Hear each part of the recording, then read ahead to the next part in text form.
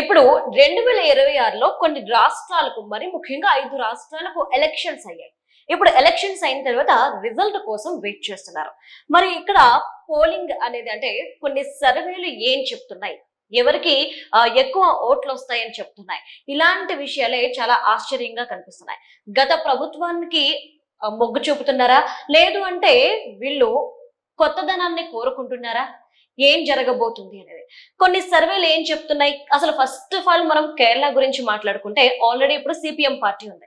మరి ఇప్పుడు అక్కడున్న ప్రజలు ఎవరికి మొగ్గు చూపుతున్నారు, అలానే పోలింగ్ పర్సెంట్ ఎంత, ఎన్ని సీట్లు ఉన్నాయి, ఇవన్నీ కూడా మనం ఇక్కడ తెలుసుకుందాం. సో మనతో మాట్లాడడానికి సీనియర్ జర్నలిస్ట్ మనతో పాటు ఉన్నారు సుబ్బరాజు గారు. ఆయన అడుగుదాం. Hello sir. సార్, అంటే ఇప్పుడు కేరళలో ఆల్రెడీ ఎలక్షన్ అయిపోయి రిజల్ట్ కోసం వెయిట్ చేస్తున్నాం. కొన్ని సర్వేలు చెప్తుంది ఏంటి అంటే కమ్యూనిస్ట్ పార్టీ మళ్ళీ కూడా అధికారం చేపడుతుంది, ఎందుకంటే అక్కడ కమ్యూనిస్ట్ భావజాలం ఎక్కువ కేరళలో అని చెప్పేసి అంటున్నారు. బట్ ఇప్పుడు వస్తున్న సర్వేస్ ఏం చెప్తున్నాయి? ఇప్పుడు యాక్చువల్ గా కేరళ దేశంలో ఇక మిగిలిన ఏకైక కమ్యూనిస్ట్ పాలనలో ఉన్న ఏకైక రాష్ట్రం. యాక్చువల్ గా భారతదేశంలో తొలి ప్రపంచంలోనే ఎన్నికల ద్వారా అధికారంలోకి వచ్చిన కమ్యూనిస్ట్ పార్టీ ఇది ప్రపంచంలో ఎక్కడన్నా ఉంటే అంటే అది సిపిఐ. కేరళలోనే మొదటిసారిగా కమ్యూనిస్టులు అధికారంలోకి ఎన్నికల ద్వారా నెగ్గారు. అంతకుముందు కమ్యూనిస్టుల అధికారానికి విప్లవ మార్గం, సాయుధ మార్గం ద్వారానే అధికారంలోకి వస్తామన్నారు. కానీ దాన్ని బద్దలు కొడుతూ కమ్యూనిస్టులు మొదటిసారిగా అఫ్కోర్స్ ఆ ప్రభుత్వాన్ని అప్పటి నెహ్రూ ప్రభుత్వం గవర్నర్ పాలన ద్వారా అప్పటి ప్రభుత్వాన్ని కూల్చేసింది, అది వేరే సంగతి. మొత్తానికి మొదటి కమ్యూనిస్టు ఎన్నికైన ప్రభుత్వంగా కేరళలో కమ్యూనిస్టులకు మంచి బలం ఉంది. ఆ తర్వాత వరుసగా పశ్చిమ బెంగాల్, త్రిపుర లాంటి చోట్ల కూడా కమ్యూనిస్టులు గెలిచారు. కానీ ఇప్పుడు ఈసారి అంటే 2 దఫాలుగా కమ్యూనిస్టులు నెగ్గుతున్నారు. ప్రతిసారి జనరల్ గా ఏంటంటే కేరళ రాష్ట్ర విశిష్టత అది అత్యధిక అక్షరాస్యతలు ఉన్న, విద్యాభ్యాసం ఉన్న నగరం కాదు కానీ ఒక ఉన్నతమైన నాణ్యత జీవన ప్రమాణాలు ఉన్న సమాజం. దాంట్లో ఎక్కువగా ఒకసారి కమ్యూనిస్టులు, తర్వాత యూడిఎఫ్, మళ్ళీ ఎల్డిఎఫ్, యూడిఎఫ్ ఇట్లా మారుతూ ఉంటుంది. ఎక్కువ కాలం ఏది ఉండదు. ఇది 2 సార్ల నుంచి ఎల్డిఎఫ్ అంటే సిపిఎం ప్రధాన పార్టీగా, 4 వామపక్ష పార్టీలు CPI, CPM, forward bloc, socialist socialist పార్టీది, ఈ 4 కలిసి అక్కడ ప్రభుత్వంలో ఎల్డిఎఫ్ గా పోటీ చేస్తూ ఉంటాయి.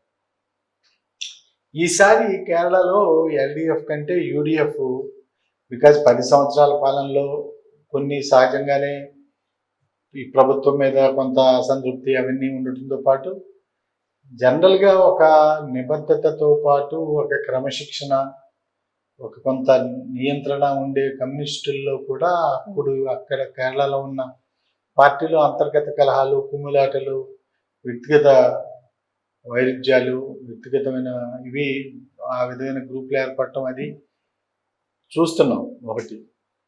రెండోది అక్కడ కూడా కొంత వ్యతిరేకత, అన్ఎంప్లాయ్మెంట్, ఇవన్నీ సర్వే వాళ్ళు చెప్తున్న వాటిల్లో మామూలుగా అన్ని చోట్ల అన్ని రాష్ట్రాల్లోని కొన్ని కామన్ గా ఉంటాయి. ఒకటి ధరల పెరుగుదల అనుకోండి, అన్ఎంప్లాయ్మెంట్ అనుకోండి, లేకపోతే అవినీతి ఆరోపణలు, అశాంతి అంటే హోమ్ డిపార్ట్మెంట్ అంటే శాంతి పరిరక్షణలు, అట్లాంటి శాంతి భద్రతల పరిరక్షణ, ఇట్లాంటి చోట్ల చాలా సందర్భాల్లో అన్ని రాష్ట్రాలు ఇవి కీలకమైన అంశాలుగా ఎన్నికల్లో చూపిస్తూ ఉంటారు. ఆ పార్టీ మారిన తర్వాత మళ్ళీ అదేది వేరే దాంట్లో కూడా కొనసాగుతుంది.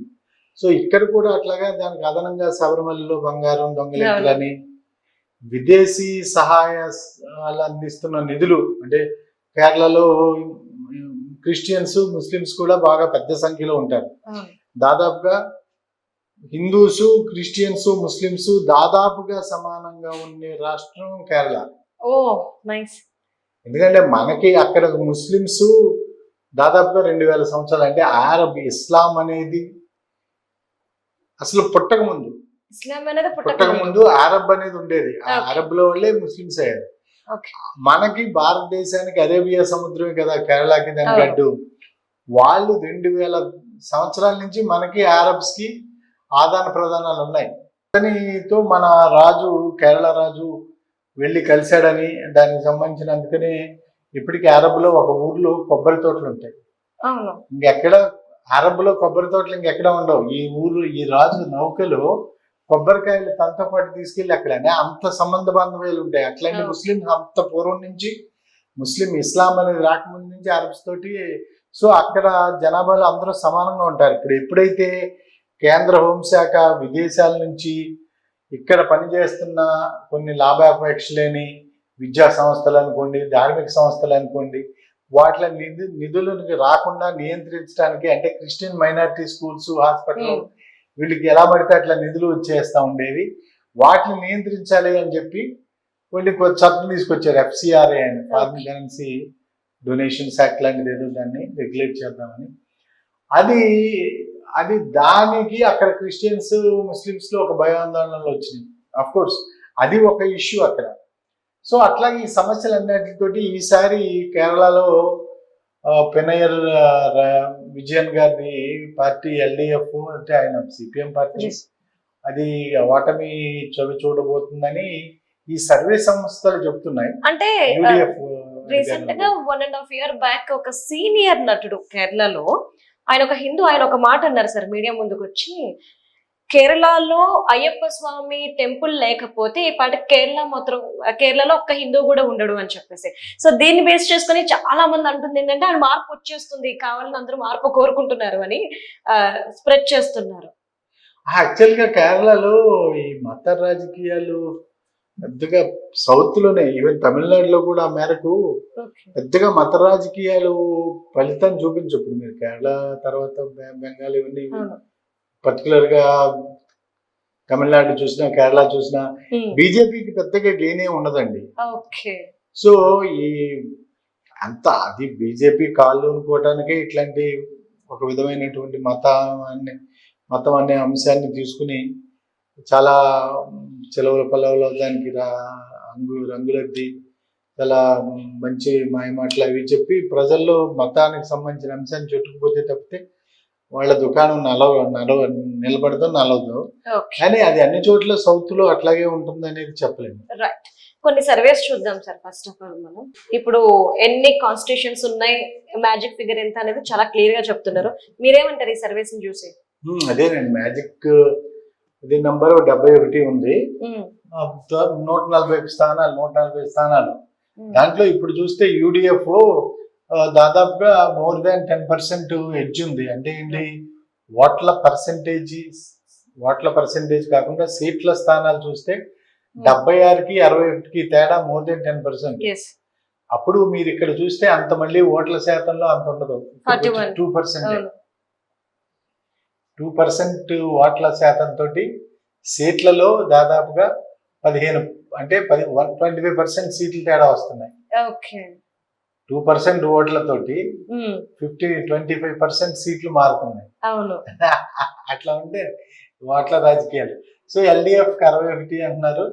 చూద్దాం. నేను అనుకున్నాం కదా బీజేపీకి ఇక్కడ పెద్దగా దుకాణానికి లాభదాయకంగా ఉండదు. సౌత్ లో పర్టికులర్ గా కేరళ ఒకటి, తమిళనాడు ఒకటి కొంతమేరకు. మరి ఇప్పుడు ఈ మధ్యన ఆంధ్రాలో కానీ కొద్దిగా వీళ్ళు అనుకునే ప్రయత్నం చేస్తున్నారు. తెలంగాణలో కూడా పాపం వాళ్ళు ఎక్కడైతే ముస్లిమ్స్ ఎక్కువ ఉన్నారో ఆ ప్రాంతాల్లోనే తప్పితే బీజేపీకి ఎక్కడ చోట్ల విస్తరించట్లా. సో ఇదే అండి దీని పరిస్థితి, కేరళ పరిస్థితి. సో బీజేపీకి 3 to 4 అది అంతకు మించి ఉండదు. అంటే మత రాజకీయం వల్ల మైనస్ అవుతుంది అనుకోవచ్చు, ఎందుకంటే అదో పెద్ద పార్టీ, స్ట్రాంగ్ పార్టీ అని చెప్పేసి చెప్తుంటారు. వాళ్ళు చాలా ట్రై చేస్తారు. ఇప్పుడు శబరిమల వీటిలో రకరకాలుగా వాళ్ళు చాలా ఎన్ని చేసినా, లేకపోతే విదేశీ నిధులు అని ఈ క్రిస్టియన్స్ కి వచ్చే డబ్బులన్నీ కూడా కన్వర్షన్ కు వాడుతున్నారని చెప్పినా కానీ వాళ్ళ స్కూల్స్ లో చాలా మంది చదువుకున్నారు, ఈ బీజేపీ నాయకులతో సహా. ఆ స్కూల్స్ లో, ఆ హాస్పిటల్స్ లో ఇప్పటికీ వైద్యం పొందుతున్నారు. చాలా దయాహృదయంతో కూడా వాళ్ళు వైద్యం చేస్తారు. మామూలు ప్రైవేట్ కమర్షియల్ హాస్పిటల్స్ తో చూసే కంటే ఈ పెద్ద హిందూ మత నాయకులే, పెద్ద అగ్ర కులాల వాళ్ళే అక్కడికి వెళ్ళి క్రిస్టియన్ హాస్పిటల్స్ లో ప్రసూతులు చేస్తారు, అవన్నీ జరుగుతాయి.